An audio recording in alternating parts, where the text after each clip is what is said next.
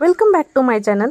तर आज आहे भाऊबीज आणि भाऊबीजसाठी आम्ही रात्रीच माहेरी आलो होतो। तर हे बघा इथं माहेरी आणि आज सकाळी बाहेरचं वातावरण खरंच खूप छान झालं होतं आणि खूप मस्त वाटत होतं। पक्ष्यांची खूप सारी किलकिलाट सुरू होती। तर थोडासा वातावरणाचा आनंद घेतला आणि त्याच्यानंतर इथं बघा छोटीशी रांगोळी काढून घेतली। नाही का दाबून वाढायचं आयुष चला आपा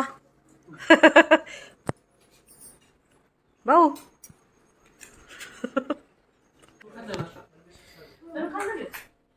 त्याचं पोटात भागली सगळ्या आधी येऊन बसली सकाळी सकाळी। आणि तुम्हाला मी म्हटलं होतं की विक्रम भाई त्या दिवशी आंघोळीला आले नव्हते, ते थोडंसं कामानिमित्त बाहेर गेले होते। पण आज भाऊबीजेसाठी होते सगळेजण। तर मग सकाळी अगोदर सगळ्यांनी आम्ही नाश्ता करून घेतला आणि मग तयारीला लागलो। असंच कॅन्सल केलं काय आज रणील नवीन किचन झालं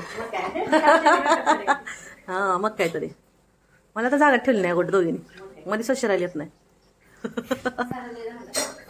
नाही तिथं ते कुठं उभारता येते। रोहिणीची माझ्या अगोदर आंघोळ वगैरे झाली होती, त्याच्यामुळे त्यावरून सृष्टीवाणीला स्वयंपाकात मदत करत होती।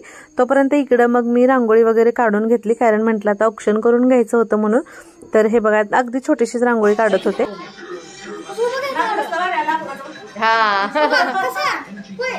आयुषचं डोळं तिकडं भैयाचं डोळं सारखं उभा घ्यायचंय। हा ह्या वर्षी भाऊबीज खरंच खूप खास होती, कारण ना ह्या वर्षी पहिल्यांदाच रोहिणी माझ्याकडे राहता आली होती, म्हणजे माझ्या माहेरी। त्याच्यामुळे असं आणखीनच आम्हाला छान वाटत होतं आणि सृष्टीवहिनी आम्ही सगळेजण मिळून खूप मजा मस्ती सुद्धा करणार होतो। आणि इथं बघा आता मी विक्रम भैयाला ओवाळून घेतलं, त्याच्यानंतर मग म्हटलं तर त्यांच्या पाया पडून घेऊया, कारण आज भाऊबीज आहे ना, मोठा भाऊ आहे म्हणतं, त्यांच्या तर अगोदर मी पाया पडलंच पाहिजे। आणि परत लगेच रोहिणीनं सुद्धा त्यांना ओवाळून वगैरे घेतलं। आणि मुलांना कसं पाठीमाग अजून त्यांचा तयारी करायची होती, पण विक्रम भैयाला थोडंसं काम होतं, ते जाणार होते बाहेर, म्हणून ते लवकर त्यांच्या अगोदर आम्ही आवरून घेतलं।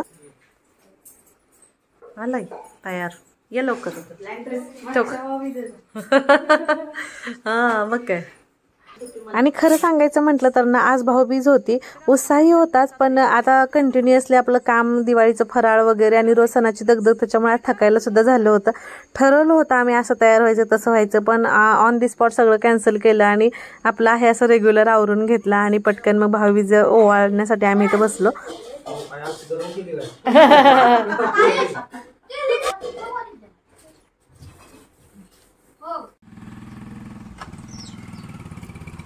या लवकर त्या दिवशी दिलं ना, परत आपण घेऊ नेक्स्ट टाइम येताना।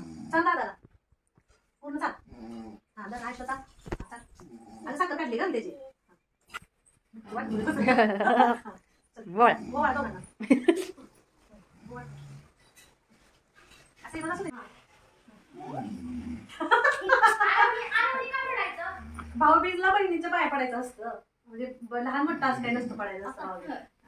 आम्हाला कसं म्हणलं तुम्ही माझ्या पाया पडा खाली अर्धा चारा अर्धा खाली दा।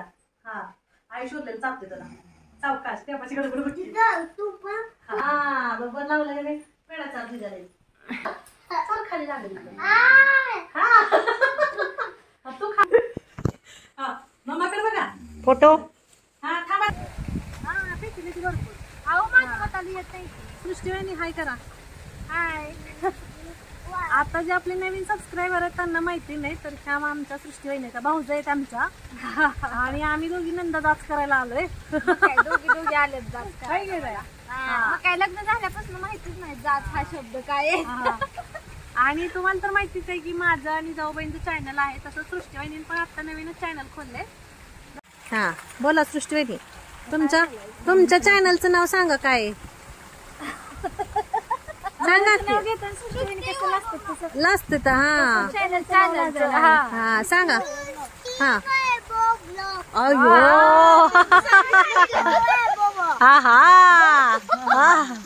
हा चला आता तुम्ही सांगा अजून एकदा ए थांब।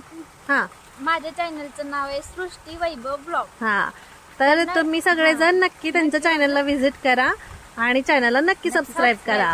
हा तिकडेही तुम्हाला छान छान गावाकडचे ब्लॉग पाहायला भेटतील। शेतातले ब्लॉग बघायला भेटतील। शेतात सृष्टीवाहिनीचं शेतात काय काय काम चालू आणि चुलीवरचा स्वयंपाक स्वयंपाक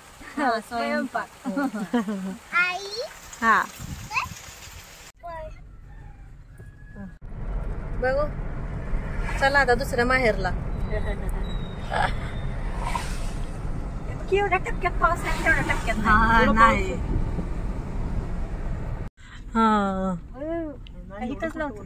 मोन्या झोपला या येतेच अगे इकडं तो बसलाच बघ कांटाव करून. आता बिस्किट नाही आणलं आपण. बऱ्याचदा तुम्ही कमेंट करून विचारता की ताई तुझं माहेर कोणतं किंवा तुम्हाला दोघींचं माहेर कोणतं. तर आम्हा तिघी सासू सुनांचं माहेर सांगोलाच आहे. तर तुम्ही बघितलंच की काल रोहिणी माझ्याकडे थांबली होती माझ्या माहेरी आणि आता आम्ही आलो तिच्या माहेरी. आता हे नवीन आपले सबस्क्रायबर आहे त्यांना माहिती नाही ना त्याच्यामुळे. पण ह्यावेळेस एक गोष्ट अशी झाली की रोहिणी माझ्याकडे राहिल्यामुळं ना मी ती गोष्ट फील केली की ज्यावेळेस दोघी बहिणी असतात आणि त्या माहेरी येतात सणाला तर त्यावेळेसचं घरात वातावरण कसं असतं ते अगदी मला रोहिणी इथं थांबल्यामुळे मला ते जाणवलं आणि मी पहिल्यांदाच ते फील केलं बरं का इथं. आणि इथं आता बघा रोहिणीच्या माहेरी आम्ही पोहोचलोय आणि हे तिच्या मम्मी आहेत बरं का. आता जे नवीन सबस्क्रायबर आहे त्यांना माहिती नाही त्याच्यामुळे. आणि इकडं जे अगोदर बाहेर उभा होते ते रोहिणीचे पप्पा आहेत. तर चला आता जाऊया आतमध्ये.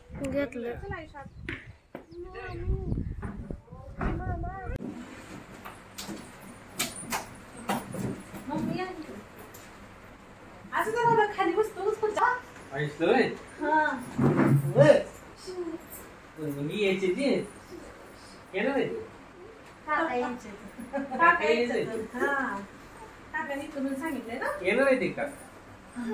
परत आम्ही सगळेजण भरपूर टाइम बसलो गप्पा टप्पा आमच्या सगळ्या झाला आणि परत आमचं मग रिटर्न जायचं टाइम झालं होतं. कारण आता वैभवला पण कसं शेतातली आणि जनावरांची वगैरे त्याची काही कामं राहिली होती तर म्हणून आम्ही मग निघायच्या तयारीत होतो.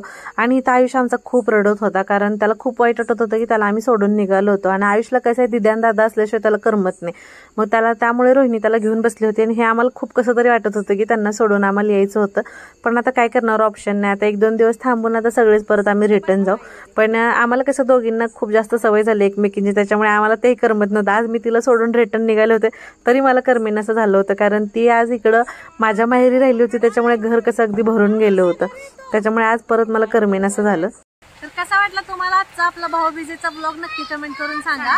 व्हिडिओ आवडला तर लाईक शेअर आणि सबस्क्राईब करा. Bye bye bye.